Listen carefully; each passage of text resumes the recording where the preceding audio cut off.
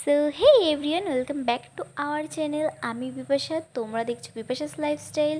So good morning everyone. তো আমি এই যে সকালবেলায় দেখতে পাচ্ছ যত সব কাজ বাজ আছে সেগুলো তোমাদের সাথে শেয়ার করছি। মানে মিনিমাম এর আগে আশেপাশে সমস্ত কিছু কমপ্লিট হয়ে গেছে। দেন এখন শুধু জামা কাপড়টা ভাঁজ করা ছিল আর বেডটা ক্লিন করা, ব্যাস। ঘর দৌড় মোছা সমস্ত কাজ ঝাটপাট সব কিছু হয়ে গেছে। তো এই যে বেডটা দেখতে দেখতে কিন্তু ক্লিন করতে চলে এসেছি, আর ক্লিন করা মোটামুটি হয়ে গেছে।